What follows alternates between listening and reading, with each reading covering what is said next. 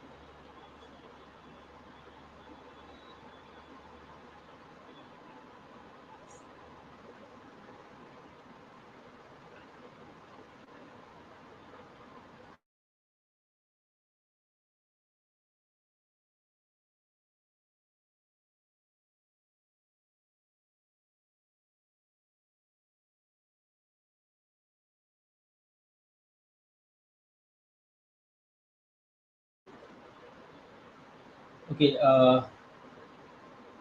hello, everyone. Welcome again. Once again, a warm welcome to all of you. Who have joined us. I think we'll wait for 1 or 2 more minutes. Let's wait for others to join.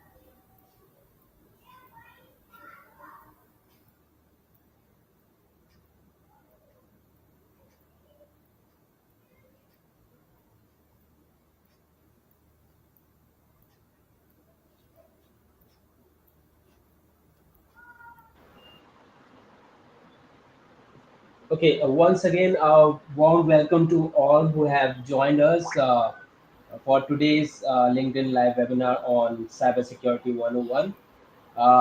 In this webinar, we will be covering the fundamentals of cybersecurity to help you build a strong foundation in this field. But before we before we get started, I'm excited to announce that we have an upcoming batch of the Cybersecurity 101, and which is starting on this 17th of November. And this will be a weekend batch with the classes from 6 to 9 p.m. Indian Standard Time. So this course includes 30 hours of training spread across 10 sessions of 3 hours each. So if you guys are interested, would request you stay tuned till the end for more details. And I'm, like glad to have and thrilled to introduce our trainer for today's session, Mr. Chaya Shinu. He's an experienced information security consultant and corporate trainer. He has guided numerous professionals in mastering cybersecurity, and he has nearly 2 decades of experience in training the aspirants. So, before we begin, I would like to mention that we will have a dedicated question and answer session at the end. So, please feel free to drop your questions in the comment box during the webinar, and we will address them once the session concludes. So, without further ado, let's dive into the session. So, over to you, Mr. Chayashinu. Yeah, thank you. Thank you, Niskash. Hi, good evening, everyone. Let me introduce myself before I start the session. My name is Srinu, Chaya Srinu. My first name is Chaya, and middle name is Srinu. You can call me Srinu. Okay. Uh, Let me introduce myself before I start the session. Uh, my name is Chaya Srinu, as I said. I'm having around 15 to 18 years of complete network and security experience. I worked in various organizations like Andhra Bank head office, data center, and smart IMS. And I worked for 6 years in Wells Fargo. Then I moved to various organizations like ISPs, controllers, data center, and finally, recently, I worked in Red Centric. This is a UK-based internet service provider. Okay, right now I'm working as a consultant and corporate trainer. Uh, let me share my screen.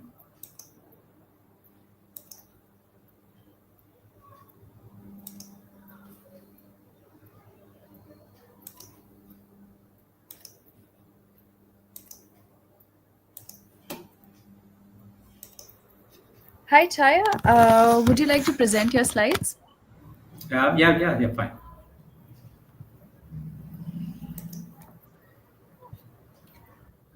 Yeah, it's there.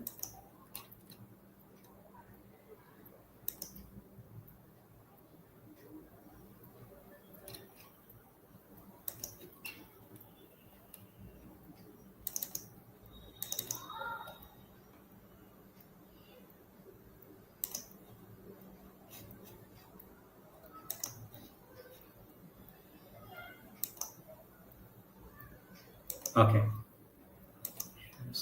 Yep, that's fine. I got it.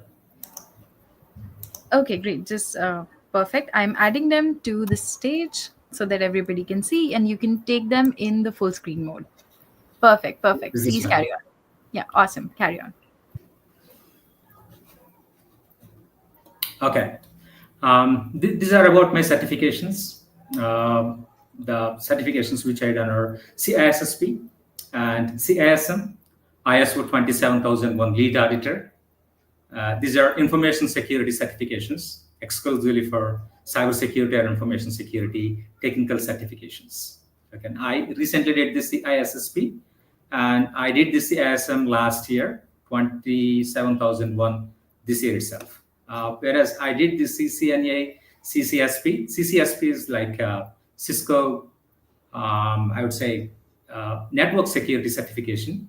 CCNA is a network certification. ITL is a framework, I would say. So these are my technical certifications I'm holding. These are my credentials. Before starting this, I will let you know the exact agenda for this session. Another 20 to 30 minutes, I'll be covering what exactly cybersecurity, what is the scope of this cybersecurity, and what are the challenges we encounter, and what is the career path, especially those people who want to excel their career in cybersecurity or information security. What are the prerequisites for their certifications or job roles they're going to have very soon? And what are the challenges also in cybersecurity that we are going to discuss another 20, 30 minutes. And I would like to insist that this is absolutely an interactive session. Whenever you have some questions, you can stop me and you can ask those questions. But every now and then, if you stop me, it will be interrupting, right? So that's why at the end of each and every topic, I'll be giving an ample amount of time to ask the questions. I say every 5 minutes or 7 minutes, I'll be finishing a particular topic. Then I'll be asking you to ask the questions. Okay. So you can ask any number of questions. And again, we'll take another topic, and at the end of that topic, again you'll be having ample amount of time to ask the questions. Again and again, I'm telling that don't hesitate to ask the questions, because this is related to your career. Those who want to excel in your career, okay, they'll be getting more number of questions. Doesn't matter whether it is a silly question or serious question. I don't feel anything. Okay, you have you can ask any number of questions. That's what my intention is. Okay, so let's start.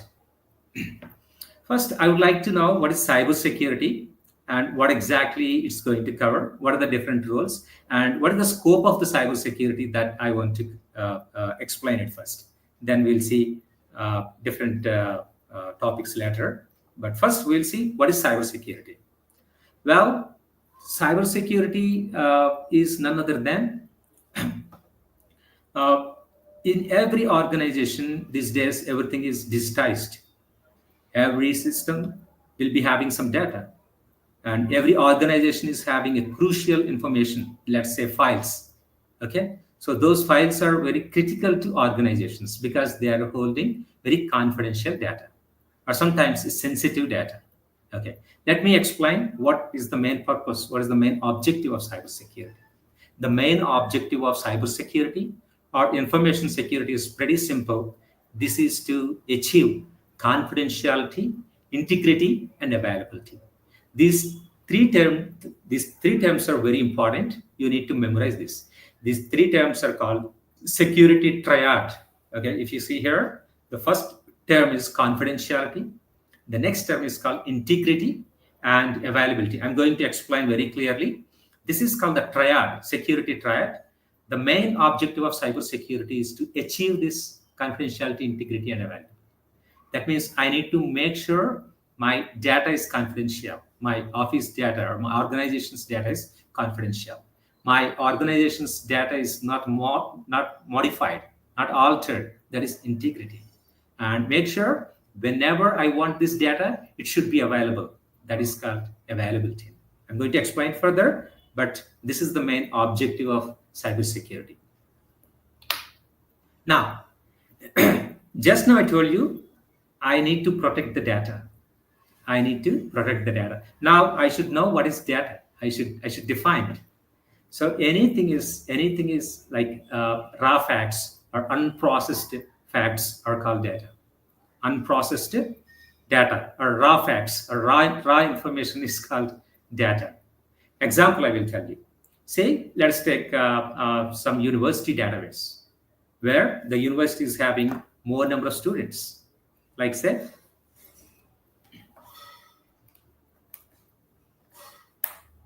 just give me a second. Now a university is having so more number of students. Now, if I'm able to save their information, like say student names, like student A, student B, student C, like these different students, and their subjects as well, where they're having different subjects, subject one, subject two, subject three. So this is none other than a data. Anything which is unprocessed or which is having raw facts is called the data. It need not be a student database. Let's take employees. There are so many employees, like Ram is the employee, and Sham is another employee, and there is one more employee, say Suresh. These are the different employees, where they're having different attributes, like their salary, like their login times, logout times, and other attributes. This is also called data. So anything which is having a raw facts is called data. That's the definition simply. Now let's see information. Now majority of the people, they will be using these two terms quite interchangeably, data and information. But there is a lot of difference between data and information. Data is none other than raw facts, whereas information is none other than the processed data. Usually, data doesn't have much significance. Usually, data is meaningless. Okay, it's useful, but it's meaningless. Okay, whereas once you process this data, once you filter this data based on a query, based on a question, okay, now the data will be processed based upon this question, Now this data will be giving some useful or meaningful data that is called information. Example I will tell you. We are having a database where NEET, let's take NEET exam, where let's assume 5 lakh users are there. They're preparing for the examination. That is the data. But whereas if you process that, if you filter that based on a query or based on any input you have given, that will process it, that will filter it. After processing that, it will be giving some processed data that is called information. Example I will give you. Now, if I ask you how many people got more than 95 in a particular subject, says S1. S1 is the subject one. So I want to know how many people got more than 95% marks. Now, the system will process the data. It will be giving, say, 100 records or 200 records, whatever it gets, it gives that. Now, that processed data is called information. It's very important to understand the discrimination between this data and information. Now, they are not the same. They are having different entities. They are having different significance. Simply, if you want to define me like this, a data is none other than raw facts or unprocessed data is called data. Whereas if you process this, if you filter this based on a query, based on a question, that will be called as information. Understand this: information is meaningful, information is useful, information is pretty precious for the organizations because it's going to have precious information, the useful information, which is having so much useful to decide what needs to be done, what needs to be done on the based upon the data. So simply, raw data is called data, processed data is called information. Now, why I'm telling this is very important. You will come to know what exactly it is.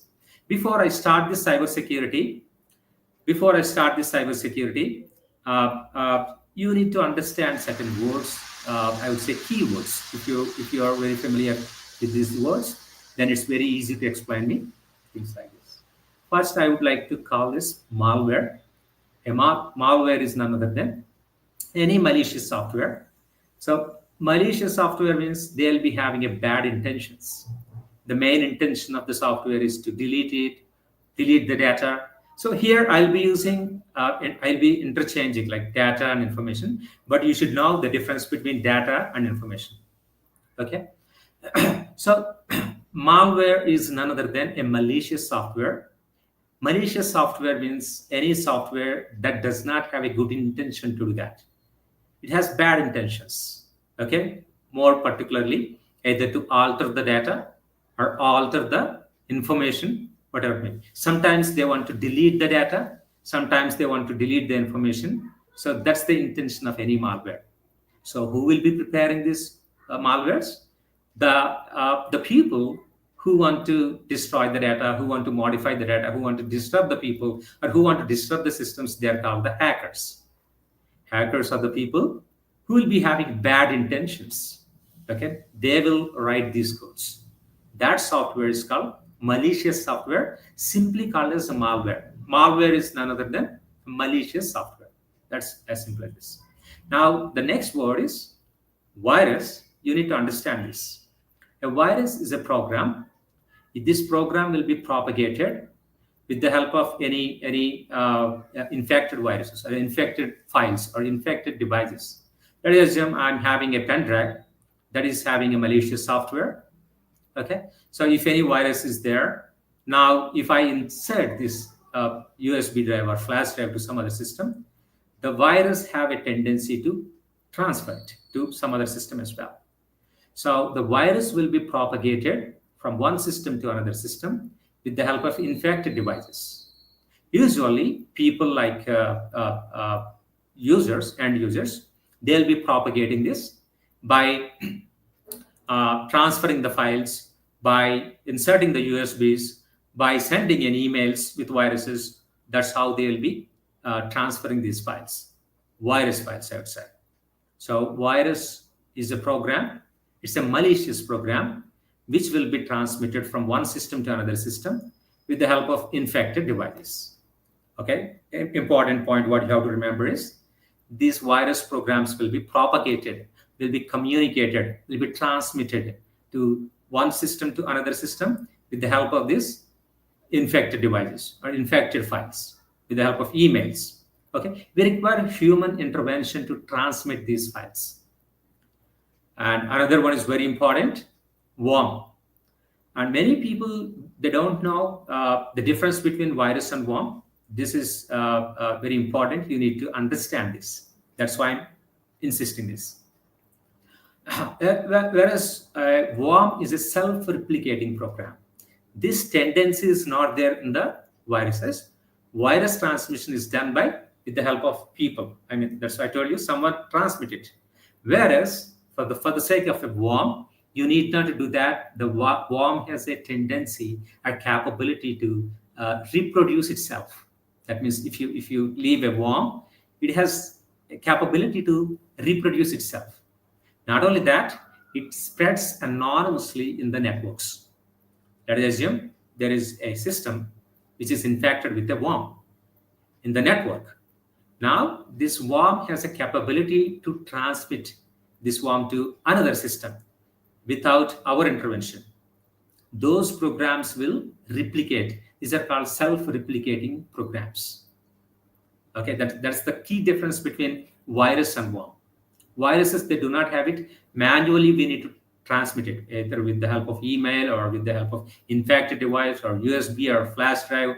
Okay, any device or laptop to laptop by using a cable, we do it. Whereas worms, they're having capability to transmit themselves, okay, to reproduce themselves. That's the thing. Another problem with worms is they have capability to choke the bandwidth. That means it's like a nuclear reaction, a chain reaction, I would say. One worm will generate two worms.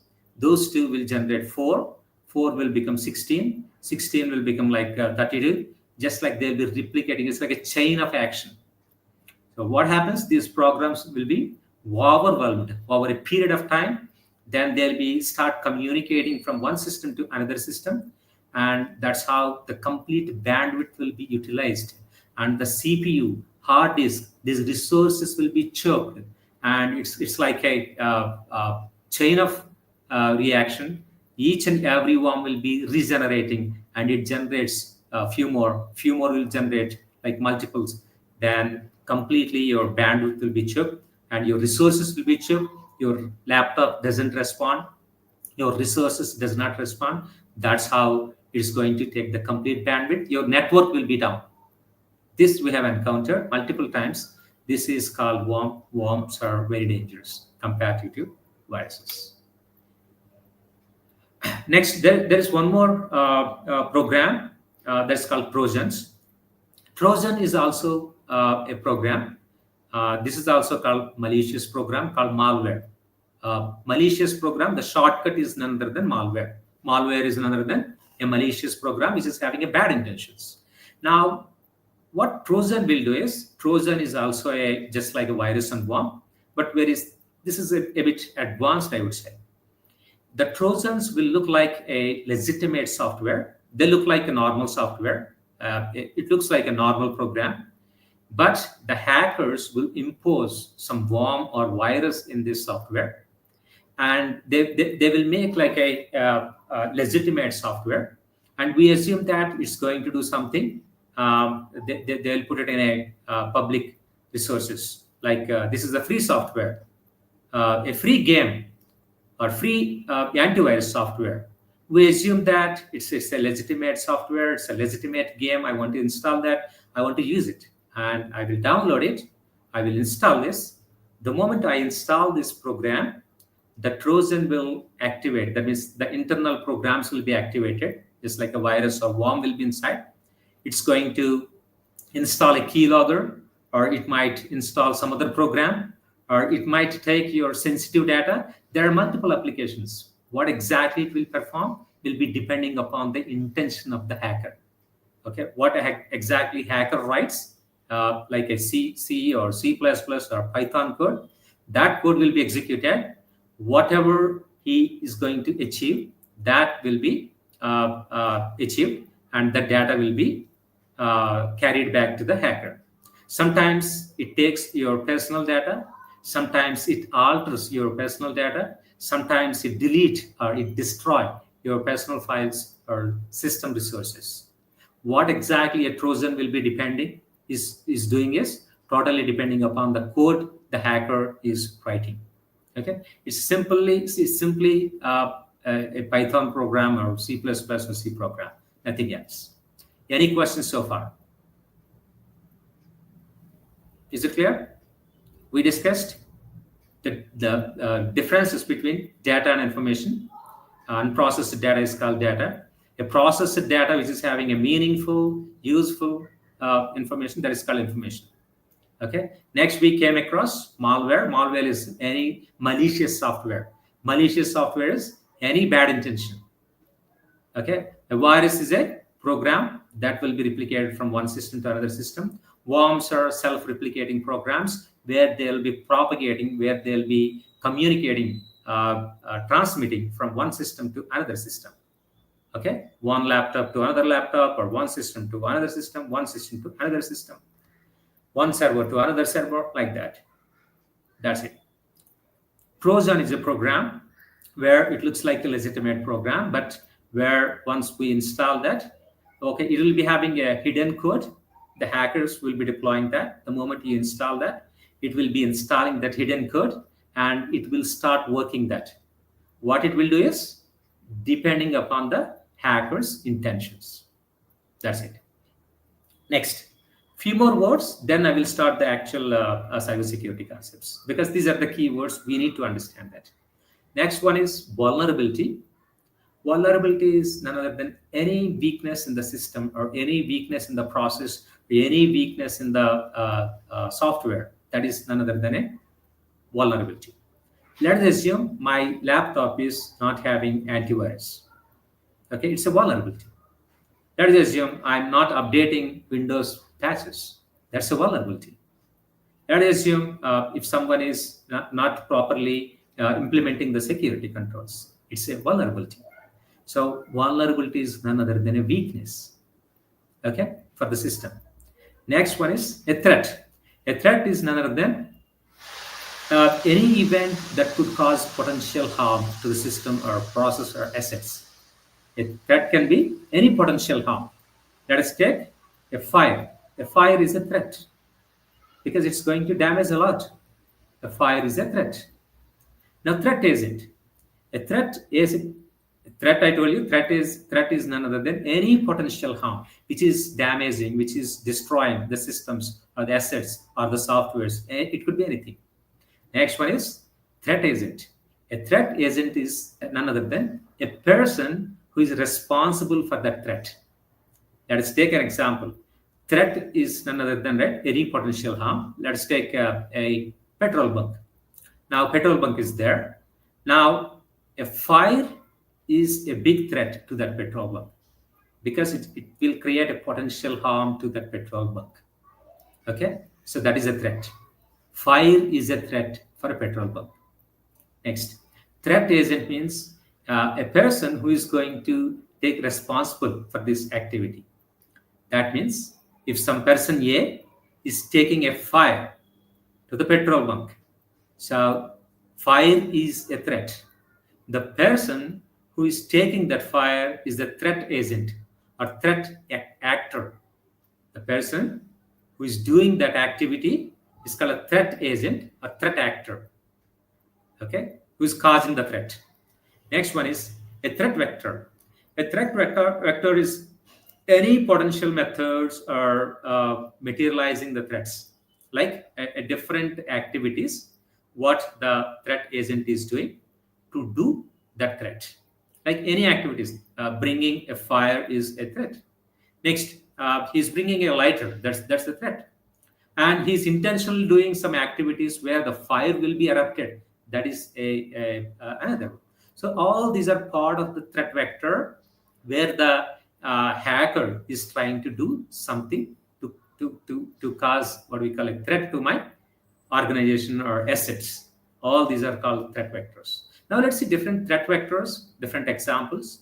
Like if you see a phishing email. A phishing email is none other than a an email which looks like a legitimate email that is having some URL. If someone clicks this URL, a Trojan will be there. Just now I told you Trojan is a program where hidden uh, software will be there. It is going to do some malicious activities. Now, that URL is having a Trojan code. Now it looks like a URL, yahoo.com, but internally it is having some code. Now I'll be sending an email with that URL. If someone clicks that URL, a Trojan will be installed. A Trojan will install a malicious program and it's going to steal your data or it's going to destroy your data. That is, phishing is an example for threat vector. Okay, a malware, any malicious software which will be doing any abnormal activities, destroying your files, is a malware. Okay, next, inside of that, anybody from your organization initiating different cybersecurity attacks is an example. Social engineering. Social engineering is a common attack where the people will call you and they will intimidate, like your boss or your PA or your supervisor or something like this. They will ask you to reset the password or they will ask you to get the credentials. And that's how they will take your credentials. They will log in, they take the data, they destroy the data. Social engineering, there are multiple attacks are there. Okay, we'll be discussing, but all these are the examples for different threat vectors. And finally, I'm going to discuss risk. A risk is none other than, I would say, a risk is none other than threats and like exploiting vulnerabilities. So risk can be defined as potential exploring the vulnerabilities, I would say. Just now I told you vulnerability is none other than any weakness. Okay. So threats and vulnerabilities combination is called risk. So risk can be defined as risk is equal to threat into vulnerability. That's how they will define it. So these are the simple terms we'll be using. Any questions so far? Because the next topics will be based upon this. We'll be discussing the scope of this cybersecurity and what exactly it covers. We will see that. Any questions so far? We discussed data information, we discussed malware, we discussed virus, we discussed worms, we discussed trojans. All these are malicious softwares. Okay, malwares, simply call as. And vulnerability we discussed, any weakness in a system, any weakness in a software is a vulnerability. If you don't install the patches for your laptop, it's a vulnerability. Okay, if you don't lock your computer, you're going for your break, that's a vulnerability.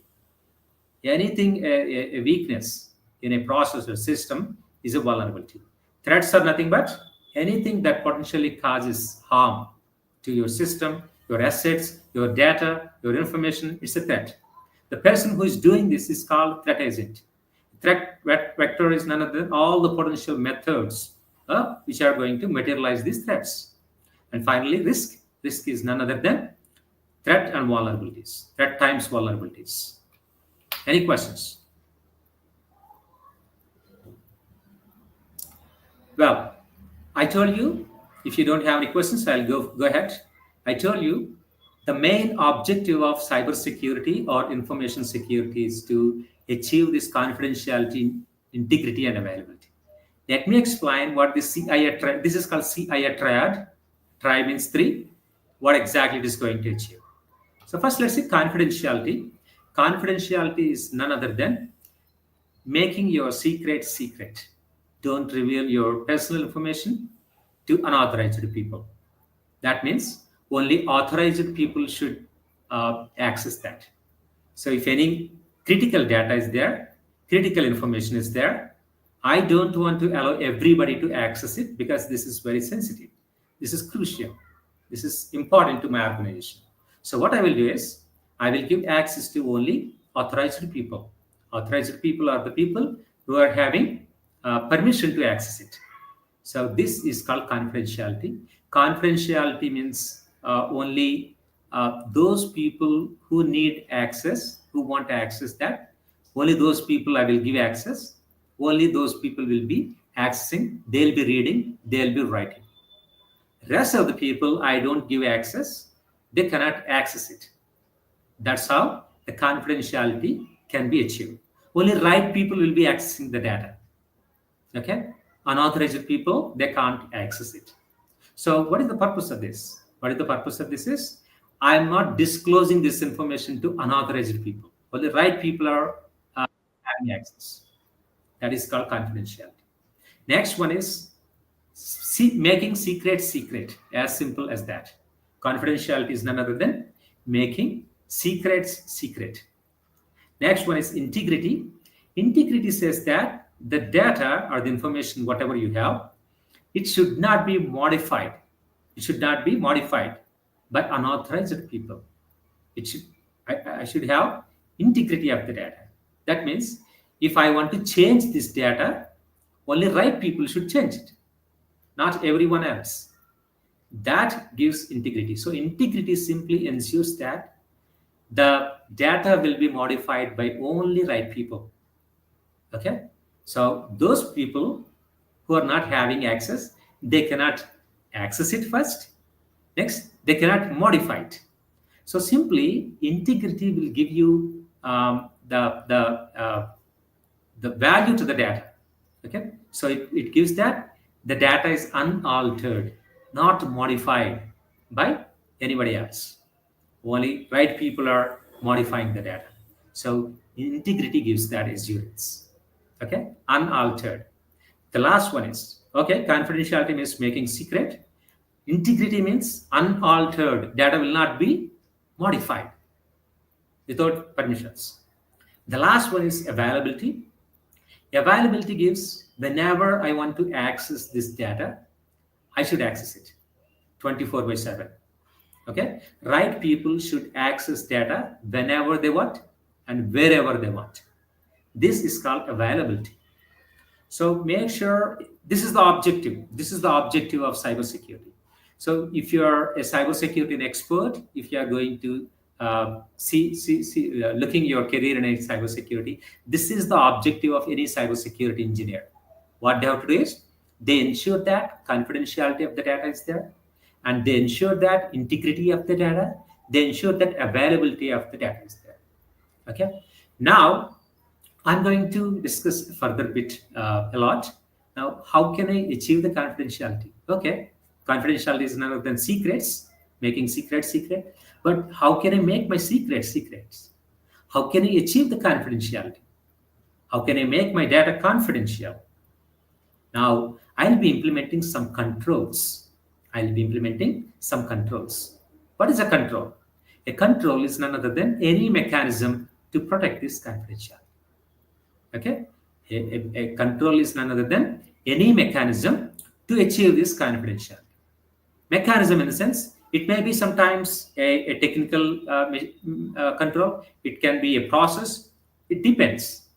But usually how I will achieve this confidentiality is, I have some database, I have files, I will encrypt this file. I will encrypt this file. What is encryption? Encryption is a process of converting the plain text to ciphertext. That means whatever we can read, I am converting that data to unreadable form. That is called encryption. Encryption, I'm telling that again. Encryption is a process of converting the plain text to ciphertext. Plain text is the text which you can read. See, this is plain text. Now you can read it. This is plain text. What I will do is, I don't want to keep this plain text as plain text because everybody can read it. Rather, I will convert this to some other form. I will save it. I will store it. Now, they can't read it. That is ciphertext. This is called encryption. I will do encryption. Now, this file is secure. Now, who can open it? Now, the people who are having that key, I'll be giving a key. The people who are having the key can open it. The people, those who are not having this key, they cannot open this file, they cannot read it. This process is called encryption. So once you encrypt the data will be very secure. Next one is integrity. So the control for achieving the confidentiality is there. So how can I achieve confidentiality for the data? So I'll be imposing encryption. So the data encryption will be done. So only people who are having right key, they access. Those not having the key, they cannot access it. It's as simple as that. Next one is integrity. Integrity is none other than I don't want to modify the data unnecessarily. I don't want to modify the data. I want to ensure data is unaltered, not modified. How can I do this? We have different controls here. Just now I told you control is a mechanism to achieve this confidentiality or integrity. So how I will be achieving this integrity is very simple. We have hashing algorithms, just like encryption is there in the previous case. Whereas for integrity, we'll be having hashing algorithms like MD5 hash, SHA-1 hash, SHA-2 hash, okay, SHA-3, different hashing algorithms are there. I will hash it so that it's like a one-way encryption.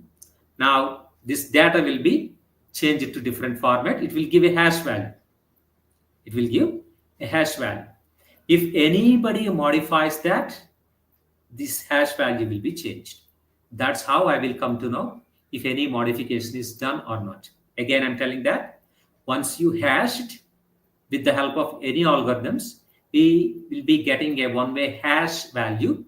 A hash value is any numerical value. Now, if someone is going to modify the data, immediately that hash value will be changed.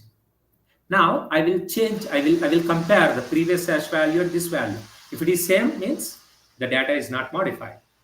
If there is a change in the hash value, means something is modified. That's how we will come to know. The security controls for integrity is hashing algorithms. Cyclic redundancy checks, CRCs are there. So these are the methods. Next one is availability. How we are going to achieve the availability is very simple. I want to make always my devices, my assets, my system should be available. How the availability will be achieved is if any hacker is going to take a attack like DOS or DDoS. Let us take an example. Worm. I'm going to introduce a worm to network. That worm is going to impact a lot. It is reproducing more number of worms. My network is down. My server is down. This is a website. There is a website running in that web server. My web server is down now. Now what I have to do is my availability is gone. Now people cannot access my website because of a worm. Because of worm, availability is gone. Now, how I will be achieving this availability is the security controls. What we are using here is multiple devices, redundant sites, redundant components, or load balancers. These are the different components controls we'll be using.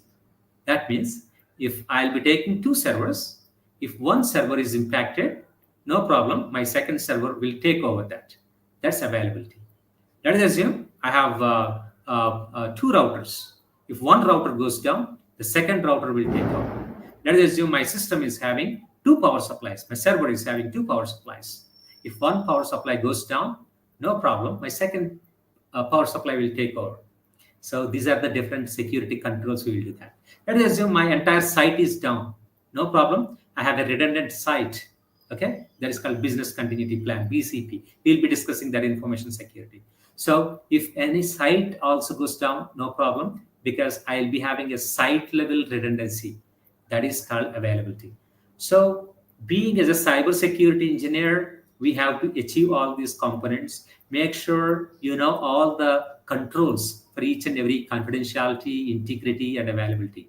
Why we are discussing these components? If any hacker initiates any attack on confidentiality, you should know how to mitigate this. You should know the controls for this. The control for mitigating this confidentiality is encryption.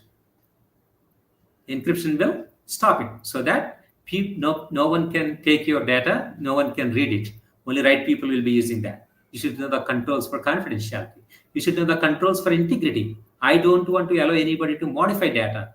Make sure the controls what we will be using are SHA or hashing algorithms. Okay, hashing algorithms are the algorithms where they will identify if any modifications are done or not. That's how we'll be implementing controls for integrity. Availability is making resources, assets available round the clock for the right people.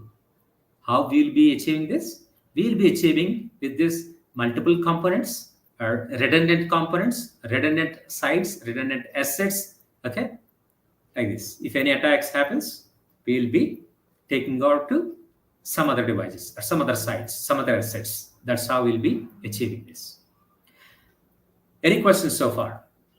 Another 5-10 minutes, I'll wrap it and we'll see. Any questions so far? Are we good? I'll be discussing with certifications and all the scope of cybersecurity in another few minutes. Just call me. Now let's see what are the different threats, vulnerabilities. There are multiple threats like malware, phishing attacks, and insider threats. Just now we discussed it.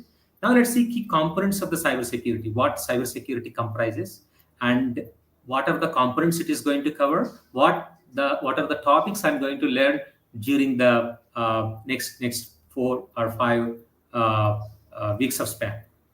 The key component of cybersecurity are like it's multiple, comprehensively it covers the risk assessment, like risk management.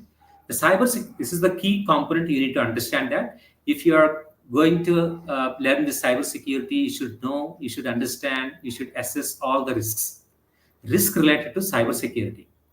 Why? Because it comprehensively covers all the risks which are related to cybersecurity, which also covers identifying different risks, okay, assessment of different risks, mitigation of the risks which are related to cybersecurity, like different threats, different vulnerabilities we discussed, right?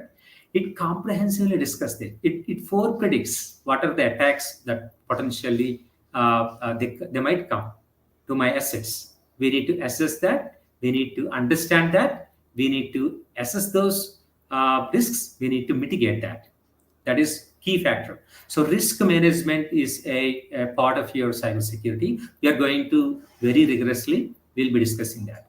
And next one is integration of security tools. Just now we discussed, if any technology we have, any process we have, there will be a risk to, a threat will be there. To mitigate those risks, immediately we'll be implementing a control. A control is a mechanism which will be mitigating the threat. Okay. So just now we came across 3 examples. So we'll be deploying different security devices, security technologies, I would say, like routers, like firewalls, IDS, IPS. Don't worry, these are new terms, I know. These are the technical controls we deploy in the real time to mitigate or stop the attacks from cybersecurity hackers. Okay. So integration of security tool means we'll be working with the different technologies, different devices, or different assets. They will be implemented in your network to mitigate the attacks. So integration of security tools is another important. We'll be discussing what are the tools we discuss, what are the tools we deploy. Next one is once you deploy these tools, we'll be monitoring this for a longer span. Over a period of time, we'll be monitoring, then we'll be discussing our network is stable, and then fine. If any new attacks or new threats are coming, then we'll be revising our policies and we'll be deploying new more technologies. Okay, these are the key important things. And let's see different roles in cybersecurity. Cybersecurity roles are like multiple roles we have: cybersecurity engineer, SOC engineer, operations engineer, security architect, security manager, SOC manager, okay, penetration tester, and next security architect. Like there are multiple roles are existing. Where exactly the freshers, those who have done their graduation or BTech, more likely they'll be fitting in a security analyst roles, a SOC analyst roles, like security engineer. These are the different roles they'll be working on. Okay. What exactly role they are holding is depending upon the organization and the type of the work they are doing. Okay, there are multiple certifications for that we'll be discussing. Based upon your profile, they'll be giving this role. Most likely, like security SOC analyst, or penetration tester, or security analyst, or security engineer, security policy implementation engineer, security monitor engineer. Okay, different roles. So these roles are varying from organization to organization, person to person. Okay, based upon your technical skill, they will analyze that. They'll be assigning a role. Okay, that's it. Now, next one is the scope of the cybersecurity. Scope of the cybersecurity is, now I would like to know the difference between cybersecurity and information security. Just like a data and information, many people they interchangeably use data and information. But you know the difference between data and information. Just like that, many people they interchangeably they use these words called cybersecurity and information security. There is a lot of difference between these two terms. The scope defines what exactly cybersecurity covers. The scope defines what exactly information security covers. I will tell you the difference now. Cybersecurity is the entity where the cybersecurity covers the security of digital assets. I'm repeating, cybersecurity covers the security of digital assets. Digital assets means anything which is in the form of digital, like files, digital files, your computer files, which are in digital. Okay, systems, laptops, they're in the form of digital. Okay, and servers, routers, switches, firewalls, data, your information. Okay, anything, the data or the information, anything which is in digitized, that we are protecting, that is called cybersecurity. Well, what about the information security? Information security is the one where the information will be there in the analog form as well as digital form. That means the cybersecurity completely covers the data which is in digital form, only in files. Whereas the information security, it covers the data which is in analog form as well as digital form. Analog form in the sense which is in physical form. Physical form is, let us assume I'm having my payslip. My payslip is in a digital form, in a file, in a PDF. That cybersecurity covers that. It protects that. Whereas just now I have taken a printout of that. If I take a print of that, it's a hard copy. Earlier it was a soft copy. Now I took a printout of that. Now this is a soft copy. This is a hard copy, sir. This hard copy also I need to protect this. Soft copy as well as this hard copy, I need to protect this. Cybersecurity completely covers how to protect the digital form, that soft copy. Now, if you want to protect these papers, documents, books, any important documents which are in physical form also, that information security covers that. So information security covers digital data as well as analog data. Not only that, it also provides governance, risk, compliance, auditing, monitoring, and comprehensively all these things will be covered by information security.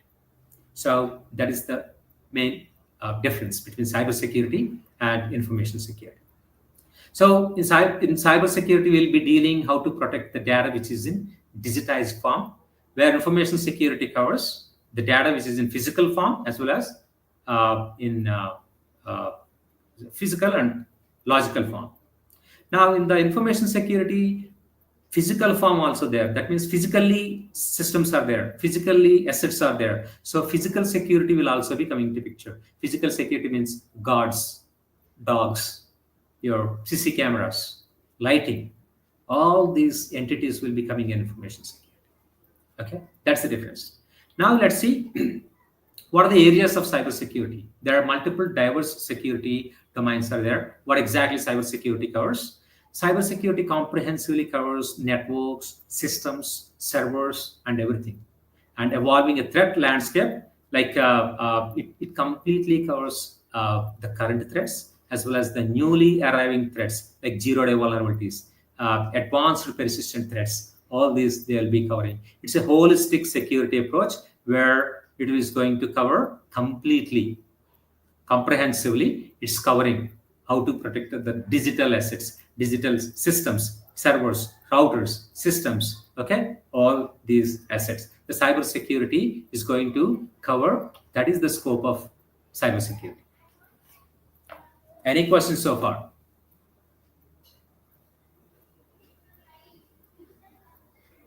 Okay, then few more. Next, we'll see what are the challenges in cybersecurity. There are multiple challenges. Those people who want to excel in cybersecurity, I'm telling, this is the right time, this is the right place to earn money. I'm telling. Why be? Why? Because there are n number of opportunities available for security engineers. Because this is one of the demanding courses right now. If you see top three, one, two, three, top three, top certifications or top demanding domains, cybersecurity is one among them.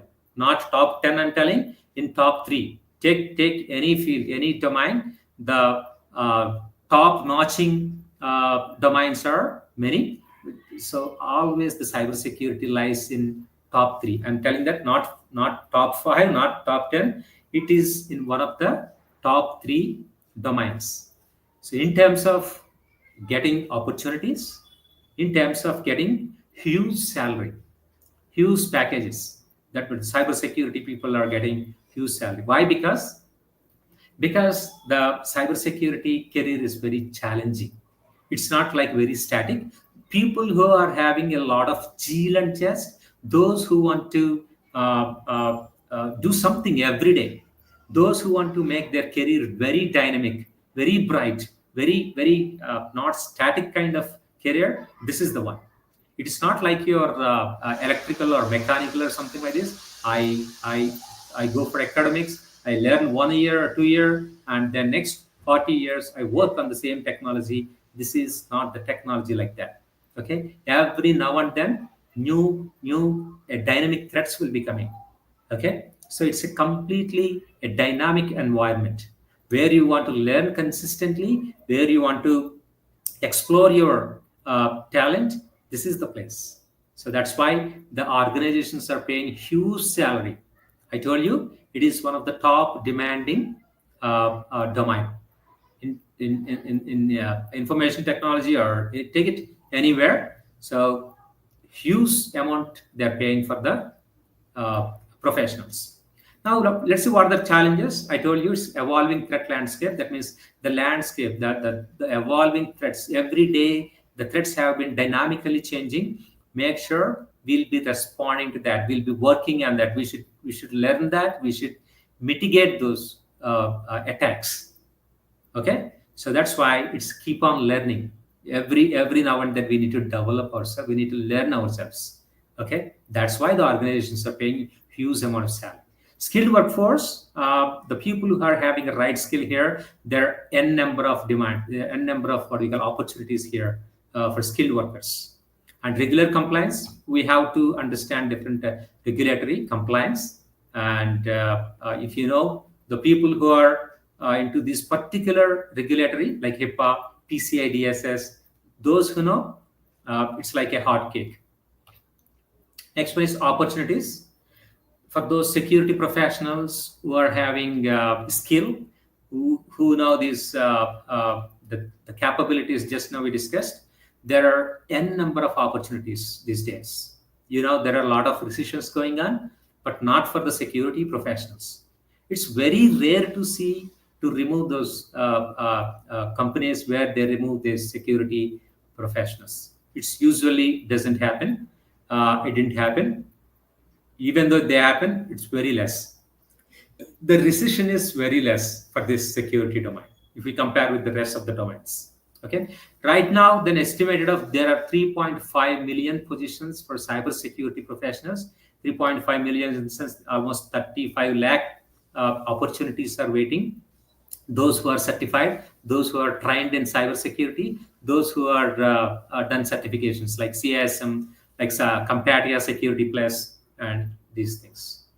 Okay. So now let's see what are the certifications we can achieve. How can I excel myself? In cybersecurity, there are multiple cybersecurity certifications available, like this Compatia Security Plus is there. Okay, Compatia is one of the certifications, and next one is CISM is another certification.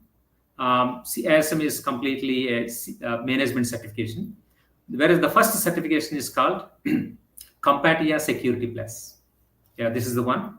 Compatia Security Plus is the basic certification, those who want to excel their career in cybersecurity. This is beginner level certification, first level certification. Anybody can do this. And the next one is called CSM. Let me explain one this as. There is one more certification called CEH, Certified Ethical Hacker. Those who are more into keen or interest in hacking activities or stopping the hacking activities, that is called CEH, Certified Ethical Hacker is there. And penetration testing, pen test certifications are there. Like this, multiple certifications are available. And CC is also there, cybersecurity from ISC2. Multiple certifications are available, like Compatia Security Plus, CC, CEH, Certified Ethical Hacker, okay, like multiple things. These are entry-level certifications. But where you want to excel more, I want to get more money, more expertise, more experience in it, then you can go for mid-level certifications. Mid-level certifications are like CISA, CISM, like different audit examinations are there. C-risk is there, multiple certifications. Those will give you like a professional experience, in-depth knowledge you will be getting. And they'll be a bit expensive. It requires a rigorous preparation. CISM. And the third one is the ultimate examination, the CISSP. CISSP is the third one, ultimate examination. This is the examination which is the toughest one in terms of your cybersecurity or information security, where this examination will pay you a lot of remuneration in terms of your package, because this is the toughest certification, and this is the really tough. There are only, I would say, there are only 3,500 CISP professionals in India. Just imagine the average pay for the CISSP is around 40 lakhs, 30 to 40 lakhs. The average, that is the benchmark. In India, they're paying as per the Glassdoor. Okay, around 35 lakhs is the benchmark per annum. And whereas if you go to US, UK, it will be like huge, $1 lakh, $1,20,000 per annum they are paying. I'm telling in terms of dollars. So CISSP is the ultimate one. This is CISM is a management course where if you want to become a cybersecurity manager, a SOC manager, or anything, if you want to excel as a manager or architect or into management, this is the best certification for you. CISM or CISA, C-Risk, these are the certifications for getting into management.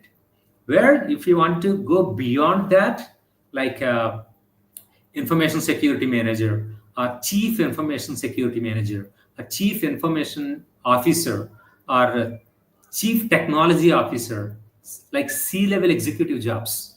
CISO, chief information security officer, CTO, chief technology officer. These are the key persons. They'll be defining the governance, where they'll be defining the policies. They're the key points. They're the first point of contact for entire security or technology. They're the top level roles in the organizations. Just below the CEO, they'll be sitting. They'll be reporting to CEO. They'll be taking care of that. That role is called CISSP role. So the course which we are going to discuss here, cybersecurity, covers the fundamental or the first one, which is the fundamental or basic level cybersecurity essentials. What are the components required to achieve this first level certification? We are going to cover it comprehensively, and it will make you to go to the next levels like level 2 CISM or CISSP or C-Risk or any level. It makes you easy because it comprehensively cover the components where majority of the organizations, they're not covering that. So if you go to like CSM, you can't understand the basics, like what is firewall? You don't know that. But we'll be covering what are the essentials, what are the fundamentals. We'll be completely covering for almost a week, all the fundamentals. It will help you for those people who are not coming from the technical background. Especially some people, they'll be coming like BA or BCom or non-technical courses they'll be doing. So whereas this bridge course will be comprehensively covering all those components, and then we'll be covering the cybersecurity concepts. These concepts will make you clear for the rest of the certifications. So that's all from me. I would like to know if you have any questions regarding your career path or cybersecurity or anything. I welcome you to ask questions. Uh, Thank you so much, sir. It was really informative. I can see we have one question from Jinesh. Okay. Jinesh is asking, I'm more interested in non-engineering background in IT and cyber security space. I think he's asking, like he's coming from a non-IT background, and if he wants to excel, in cybersecurity, being from audit background but not from engineering, so how this course will help him? Okay, that's what I'm telling here. The cybersecurity, it requires, I told you, if you just go back a few slides ago, it comprehensively covers different domains, like different technologies, different controls. Some people, they find a little bit difficult because it requires a little bit technical expertise to understand what is a firewall, how it stops that, how a firewall works, what is a network port, how we will stop that network port at firewall level, and how we will do that, how we will implement the policy. These are a little bit technical questions. Um, it is not required to completely understand the technology, but we will be covering, we will be brushing up for 4 to 5 days completely. What is a firewall? What is a network port? How the network port works? And what are the logical ports we have? How many ports we have? How we will be mitigating those controls? How we'll be implementing the firewall policies? I will be discussing that. Okay, so you need not to worry. For those who are coming from non-technical background, we'll be brushing up this. That's why it is called the bridge course, where this will be missing in majority of the organizations outside. But at Protect Academy, we'll be focusing completely. We'll be bridging those gaps. So it doesn't matter, even though you're from the non-technical background, comprehensively we'll be covering for 4 to 5 days all the basics, the fundamentals. Then you will understand very clearly. Then we'll be going to the technical part. So that's how we'll be overcoming that issue. Next question, please. So we want to see more questions coming. Yeah, Uh, please. we'll wait for another, 1 or 2 minutes. I will be the trainer for this session for another, I would say, 4 or 5 weeks. I'll be hand holding you. You need not bother about that because I'm having around 18 years of experience in network security and cyber security. I'm CISSP certified and CISM certified, and I'm a corporate trainer as well. Since long time, I have been delivering corporate trainings. I know where to start, how to explain things. Okay, how to explain, like I have a flow of explanation. I know where to start and where to take it. You need not to bother about that. So I'll be hand holding and I'll be the mentor for your session for the next 4 or 5 weeks. I have delivered multiple CISM batches as well as CISSP batches as well. I have successfully finished, so you need not bother about that. Next questions. So I cannot see any question coming in. So I have few questions because Yeah, I get please. questions from the students. I mean, the students who are coming from the non-IT background. So they are very much concerned about, if they will complete this course, what like starting with the cybersecurity, what position they are going to get after completing this course, and what Okay. salary package they should be expecting. Okay. Especially the people who are coming from non-technology background, I will ask them to go through this cybersecurity course. Then post doing that, there are multiple streams. Don't pick the technical competent roles like ethical hacker or penetration tester. Those roles require technical expertise. It requires technical background. If you don't have technical background, you need to rigorously spend a lot of time if you are going for those roles. That's why you don't go for those technical roles. Rather, There are other roles are available for those people who are coming from different streams, like non-technical. Like if you see SOC monitoring teams, that doesn't require sophisticated technical expertise. SOC members. And another, if you see CISM, the CISM doesn't require any technical competency to a great level. If you have little technical competency, that's good enough. CISM. Or if you have audit skills, or if you want to audit the security controls or security systems, then you can go for CISA, CISA. Okay, audit. Audit doesn't require more technical expertise. You can go for that. CISM, okay, Cybersecurity Information Security Manager. Okay, it doesn't require more technical skills. Next, SOC engineers or monitor engineers. These people, they need not to possess more technical, they can take it. A SOC analyst, a SOC engineer, or monitor engineer. These are the fundamental starting level roles where you can excel, where you'll be paid good, where it doesn't require technical expertise. But if still you have technical expertise, you can go to next level like CSM or CSR, C risk or anything. And especially there is one more these days it's booming, that is risk management. I told you cybersecurity comprehensively covers risk management as well. The risk management does not require technical expertise. So just identify the different risks, different analyzing the risks, mitigating the risks. Risk management is also one of the ways you can opt. So there are multiple ways. If you have technical capabilities, you can. There are different streams. If you don't have also, there are multiple streams you can excel still. And whereas if you want to go for management completely or a senior level management, then you go for CISSP. CISP does not require a lot of technical skills. It's a generic information. Simple. Okay, I think we have a question from Thalpu Reddy Krishna. Uh, Mhm. Ghazal, yeah, thank you, Ghazal. Uh, First career start in ethical hacking, sir. So he wants to know, like, basically, wants if he wants to start his career, what would be the first career he'll be starting in ethical hacking?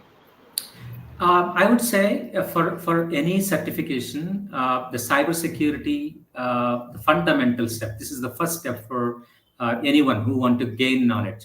Whereas in the any certificate, cybersecurity certifications, okay, first you get that certification, then you go for second level. First level is cybersecurity, Compatia Plus, or like a CC, cybersecurity from ISC2, or any other certification.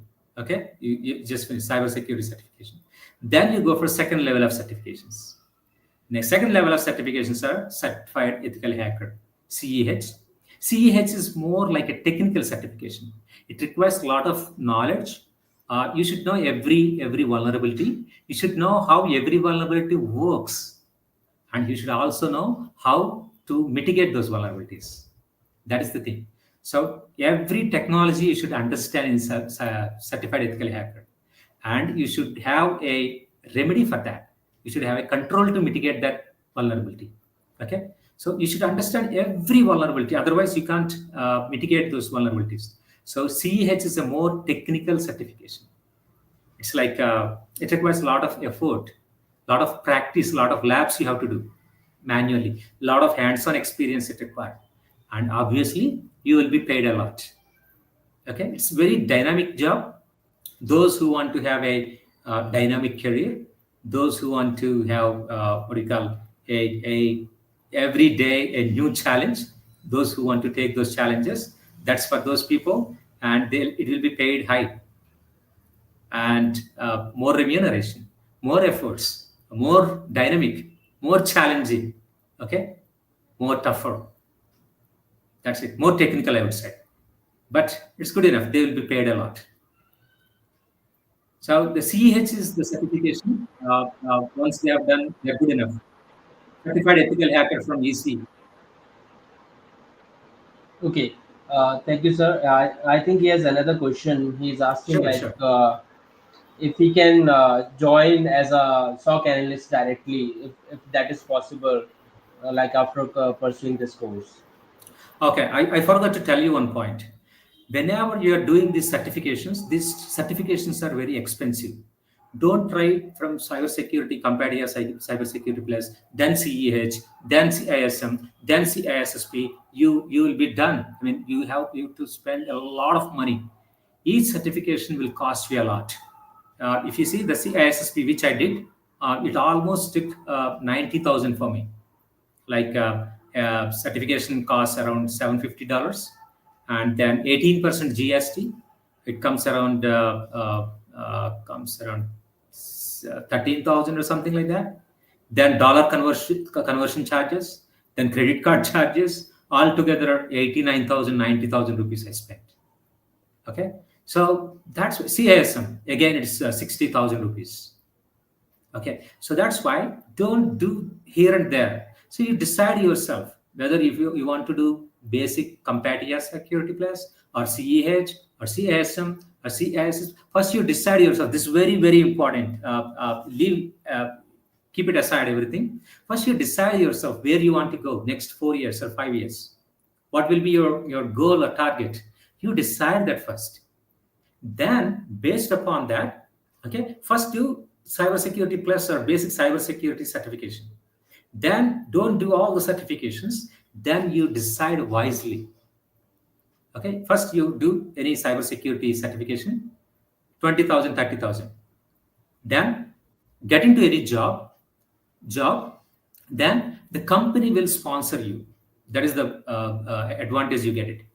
Based upon your role or profile, your companies will sponsor the certification, CISM or anything, CISSP. The company will pay you in majority of the cases.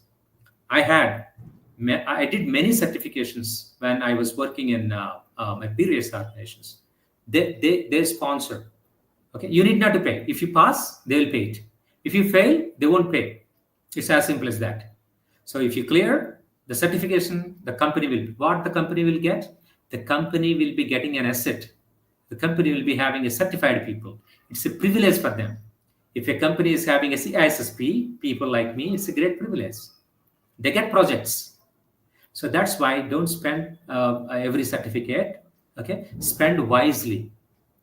Get one certificate. So what's the advantage here is the moment you join here, I'll be giving you a free certification worth 23,000 rupees. I will let you know how to get it free. You need not to pay single rupee for that, and I'll be giving the resources. I'll be giving the URLs and everything, so that without paying a single rupee, you will be achieving that certification.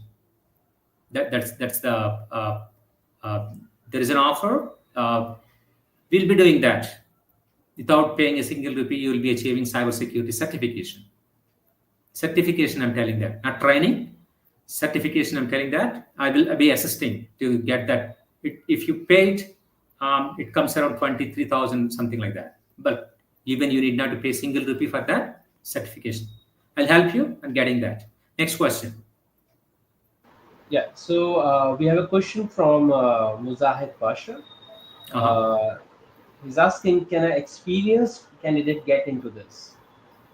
Okay, for cybersecurity like Compatia Security Plus and the primary or basic cybersecurity certifications, you do not require any experience. They don't demand, they don't ask any experience. But whereas the mid-level or senior level examination, okay, like CISM, CISSP, they require experience of 5 years. This is not mandatory. If you don't have 5 years of experience, still you can attend this training, still you can get that certification, but they won't give you actual certificate. They'll be giving like associate certificate. That means as a fresher also, you can go for the CISM, CISSP, but you will be getting associate CISSP. You will be getting associate CISM certificate.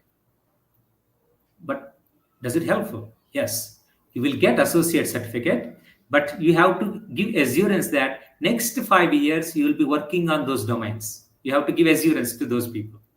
You have to tell them, I don't have 5 years experience. I'm giving examination. Give me that certificate. Next 5 years, I'll be working on that. Once you have those 5 years, then they will give you actual CISP. So that's how we'll do that. So if you have experience, that's well and good. Directly we'll get CISM certificate. If you don't have 5 years experience, You get your certificate, but that is called associate certificate. But you need to work next 5 years on one of those domains which you studied. Okay, so that's how we'll get it. So experience is not mandatory, but it is required. Without experience, also you can do that still, but you need to work next 5 years. Next question, please.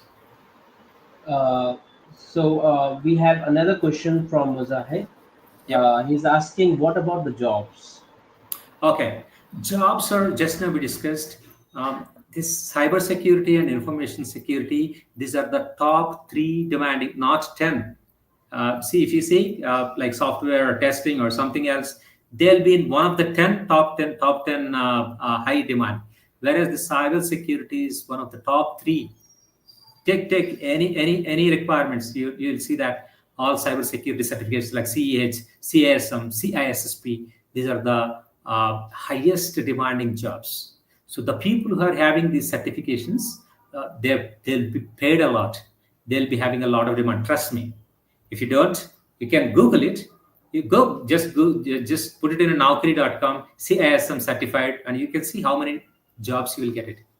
And just now I told you a few minutes ago, the CISSP, there is a lot of demand in India, in US. There are only 3,500 people in India. I believe there are around 1.6 lakhs in CISM certified. I'm not very sure. Recently, someone told me from Osaka, they told me. Okay. So these are very less headcount. 3,500 is like very less headcount. You'll be getting a lot of job opportunities. Another important point. Recently, India has introduced the DPDP Act. That means privacy is very important. Every organization, they need to implement security, privacy. If they don't adhere this, huge amount of penalties will be imposed. You'll be surprised, up to 200 crores. The fine will be not 200 rupees, not like government fines. The DPDPA says the organizations, those who do not adhere this privacy compliance, will be imposed a fine of up to 200 crores rupees. Huge fines, huge fines. That is in a draft mode. They have already implemented. I mean, implementing. It's still in the draft mode. Maybe next year they're going to implement it. Once they implement it, then believe me, a lot of security professionals they recruit, because they won't pay 200 100 crores, 300 crores as a fine. If they pay 2 lakhs rupees per month, then a security manager can protect it, right? If they pay 50 lakhs or 30 lakhs per annum, then an engineer can do that, or a manager can protect it if they pay 1 crore rupee at least, instead of paying 200 crores. Otherwise, they have to pay huge amount of fines to government. It will be materialized. And another thing is, all the organizations, financial organizations, banks, they are going to deploy privacy officers and risk managers very soon. That will be implemented. That is my personal opinion.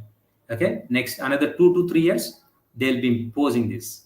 Because if you see last time, RBI is very keen on this governance, risk management, and cybersecurity. Last 20 crores or something like this, they have fined, RBI fined, because they are not compliance with cybersecurity controls.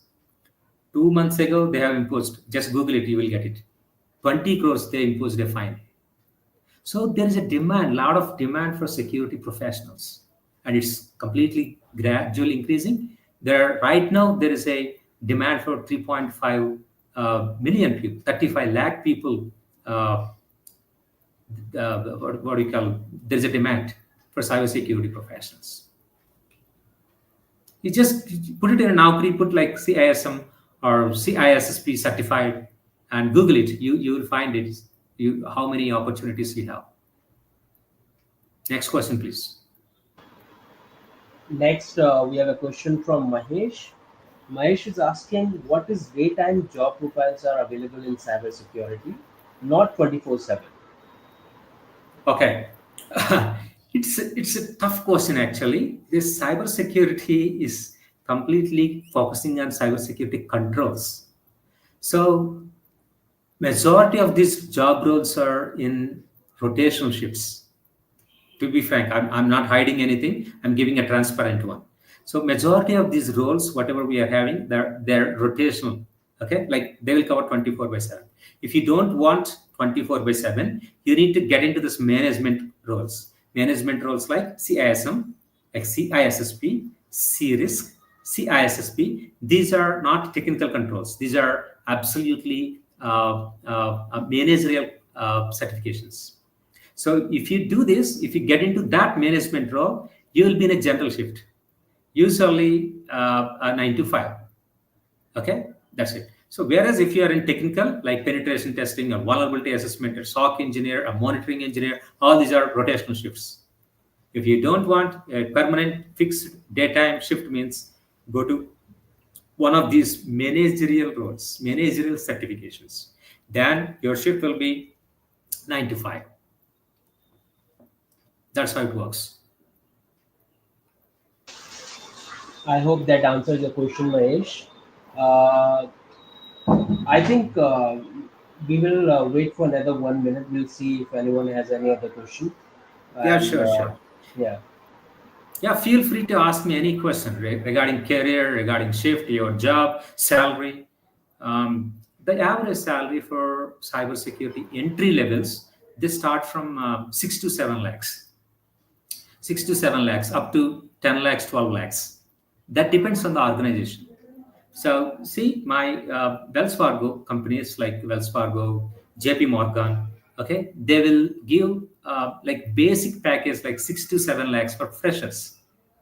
I'm telling the freshers, where if you are experienced, like 3 years or 5 years of experience you have in cybersecurity, they'll be paying around 12 lakhs, 15 lakhs, 17 lakhs, just like that.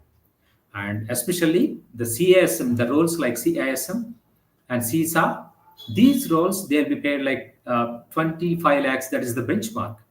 Okay, it's like there is now a standard. They'll be moving here and there, like, but majority of organizations they pay the senior manager roles with 5 years, they'll be paying 20 to 25 lakhs. But whereas the certifications like CISSP, they'll be paid like 40 to 80 lakhs. That depends on the organization, depending upon the experience you have, depending upon the expertise you have. 40 to 80 lakhs they paid. That is the 35, 40 lakhs is the benchmark for CISSPs with minimum for 4 years or 5 years. So what exactly they will pay you is depending upon the company, depending upon the experience. But I'm sure as a cybersecurity fresher, you won't get more than you won't get not less than 5 lakhs or 7 lakhs. That is the benchmark. With any certifications like CC or CEH, I'm sure definitely you'll be getting 10 to 12 lakhs without any doubt. Okay, easily you will get it. It's not a big challenge, and you need to have any one of the certifications. That's the thing. Majority of the companies they will ask 6 certifications. That's why don't do in a hurry. You think, take twice or thrice, think it, take a wise decision, and invest your money wisely. Then get one certification, go to a job, get a job. Then after 4 months or 5 months, ask your manager to reimburse that. Majority of 80% companies they do reimbursement. You will write the examination. If you pass, they will give you back your money. So that's how you do more certifications. What companies will get it? They'll be getting certified people. What they will get if they get certified people, they get more projects. They'll tell that I have CISM, give me that project. I have a CISSP, give me that compliance project. I have a risk manager, a risk engineer, give me that risk management project. That's how they get more projects from international clients. That's what they get. So that's why they pay. Next question, please. Mahesh is asking another question. Yeah, sure. He's asking, can we directly jump on this role or IT audit and will be good option? Yeah, if you have technical capabilities, if you are good enough to digest the concepts, you can directly jump over to CISSP. Yes, I did that. I did that. I did not do CISSP security. I did not do CISM. I did not do basic CH everything. The first certification which I did is CISSP. But believe me, I that was a very tough time for me. Very tough examination. I gave up my job for this. I rigorously studied for 1 year without doing any job, without doing anything. Almost 6 to 8 months, I completely 10 to 12 hours a day. I studied like that. I cracked that examination. It is not that much critical. Even at least 5 to 6 months, you need to spend it. And whereas if you are jumping from the right from the basics, I'm sure absolutely it requires 8 months to 1 year. Otherwise, you could not crack it. If we fail, every time we lose 1,90,000 rupees, we lose. It's a big money. I don't recommend to jump it over directly because I have experience, right? 15 years. So that's why I was working on controls. I was working on firewalls. I know technical subject, so that's why I jumped it. But whereas I recommend you to go through step by step if you have time. If you don't have any options, then it's up to you. If you have caliber, if you have money, if you have guts, you can jump and you can crack it. But it requires huge amount of time, huge amount of efforts. It's not like that. It's a different examination, very tough one. You will repent if you don't wisely take decisions. It will be a toughest examination, very tough examination. I'm not disappointing. I'm giving the real facts. That's really good to see Mahesh because he has been asking many questions, and he has another question. He's Yeah, please. asking uh, audit risk privacy rule jobs will be daytime jobs. Yeah, absolutely. So the as I said a few minutes ago, anything which is related to risk management, usually it's a daytime job. Anything which is related to audits, it's a 9 to 5 job. Anything which is related to compliance, it's a daytime job. You need not to go through that shifts. Generally, it will be like 9 to 5 jobs. Anything like audits or risk management or compliance, uh, like anything like CISO jobs. These are 9 to 5 jobs, mostly, mostly 90%, 95%. Okay. Okay, so if anyone have any more questions, please feel free to ask. Mr. Chayashinu is here, and he'll be happy to address all your queries. Post a question in the comment box.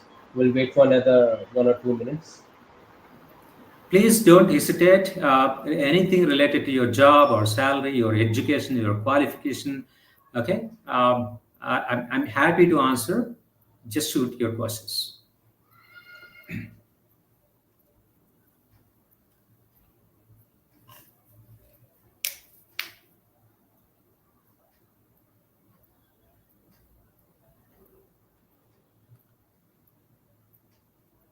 So we'll start from the basics. Let me explain. Let me conclude the session.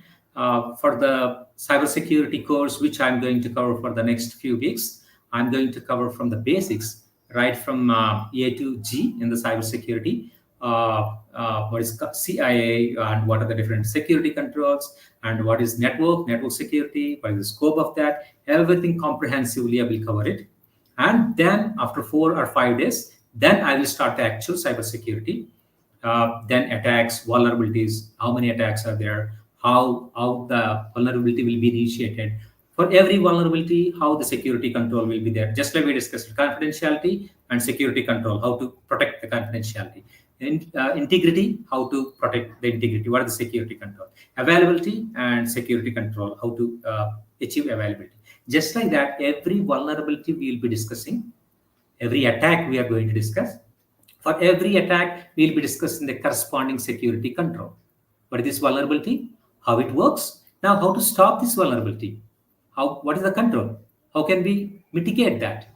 Next, vulnerability 2, how this works, how to stop it. Vulnerability 3, and how to stop it. Vulnerability N, how to stop. That's what we are going to discuss for next few weeks, so that you will come to know how vulnerabilities work, how to mitigate them. Okay, so it gives a comprehensive coverage idea, and that will help you to take the necessary steps to next certifications, next roles, next jobs for you.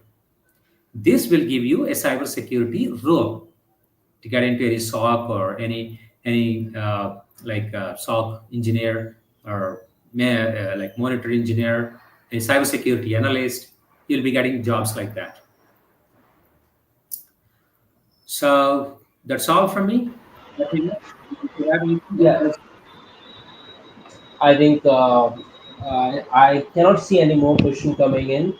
I think we can wrap up for today. I mean, it was a great session, and I really want to thank all the people who have joined us today. And I really hope that you guys have found this session really insightful and packed with valuable takeaways. So, if anyone is interested, like I mentioned earlier, we are coming up with a new batch starting on 17th of November. So if anyone is interested, we are like the number is on screen. You can reach out to us, or if someone is like write an email to us. There's a email address also mentioned on the screen. So okay, so we have another question from Mahesh. Okay, so Mahesh is asking that can we switch from cyber forensic to IT audit domain easily? Forensic to IT. Yes. Yeah, forensics is yeah, you can, but it's these are two different streams. So that's why I'm telling. Whenever you're doing these certifications, see if you do something one certification or one stream. If you jump out to some other stream, yes, it's possible. But what happens is it's completely a new domain. You'll be starting from the scratch. You'll be like a zero in that one. You'll be starting from the scratch. So that's why, again, you need to study, you need to go through, you need to do those certifications. Yes, it's possible, you can do that, but I don't recommend. So whenever you want to do something, just take a vertical stream, so that your efforts will not be wasted. Let us assume I have studied microbiology in my graduation or post graduation. Now I'm coming for here a cybersecurity. Yeah, that's fine, I can do that, but I have to start from the scratch. If I studied microbiology, I can go any role which is related to that one, so that my expertise will be very good. I need not to put more efforts, then I'll take it. Similarly, if you take any cybersecurity things, take in the cybersecurity itself. Okay, so that's what. If you are in forensics, there are multiple streams in cybersecurity as well. Digital forensics is there. You can go that. You can take that. So I don't recommend to jump over here and there. Your efforts will be redoubled or doubled. Okay. In forensics also there are multiple certifications. Digital forensics. Yes, you can excel in that. It's also one of the highly paid domains.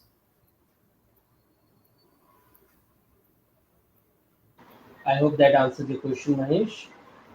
Okay, I think we can wrap up for today. It was really interactive session, Shrinu sir, and like I mentioned, I hope that the people who have joined found it really helpful, and it basically the session like I mentioned, it was really helpful in clearing all the doubts and understanding all the aspects of cybersecurity. And I'm pretty much sure the people who have joined today's session would take interest in enrolling in this course. So, like I mentioned, anyone who's interested in joining us for our next batch, which is starting on 17th, you can reach out to us on the given number on screen, or you can just write to us at the given email address if you want to get in touch over the email. So, all right. So, thank you so much, everyone, and thank you, Sheena sir. Yeah. Hope to see you in next one then. Thank you, Niskash, for your time and efforts, and you're consistently taking the questions. And thanks a lot. Thanks for your time My and pleasure, sir. your efforts. Thank you so much, sir. Thank you. Yep. Have a lovely day. Bye bye.